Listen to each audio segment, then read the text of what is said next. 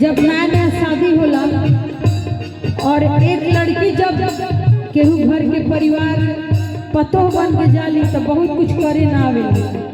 तो जब गलती सलती होला तो ये कहल कि पता नहीं करमाई के का सिखा के भेजले ये लूर लक्षण का।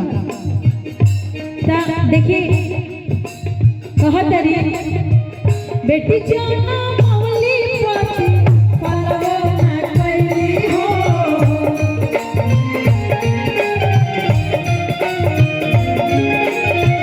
बेटी जाना मौली पाती पलवो ना कैली हो।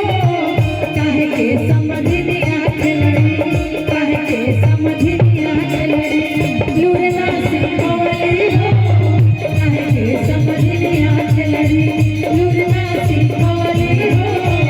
काहे के समझ दिया खिलड़ी, लूर ना सिखवली हो। काहे के समझ दिया खिलड़ी, लूर ना सिखवली हो। काहे के समझ दिया खिलड़ी, लूर ना सिखवली हो। काहे के समझ दिया खिलड़ी। और अभी हमने की हाँ एगो पतो जब जाली तो अभी शादी ब्याह में जब एगो लड़की के देखे जाई जाला तो पूरा खानदान उठ के जाला। पहले के जमाना में ना रहे, खाली एगो फोटोवे पर ब्याह शादी हो जाता है। लेकिन अब तो मौसा मौसी नाना नानी दादा दादी सब उठ के जाला एगो लड़की के देखे। लेकिन वही में कितना आदमी अपन मुँह ना देखेला कि हमार मुँह कैसन बा।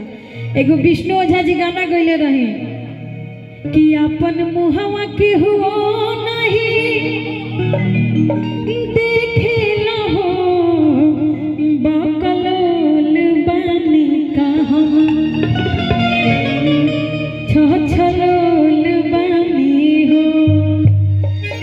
तो जब वो पतो के शादी होता, शादी होके जब ससुराल आओ तरी नया नया रह तरी तो कह तरी उनकर सासू माँ के सुना फलना आवत रह चाहे फलना बुआव तरी माथा पाँच रख लिया।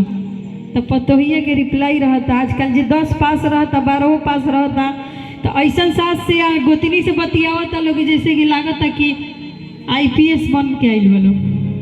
तो वही में कहा तरी कि शादी से पहले अरे सब का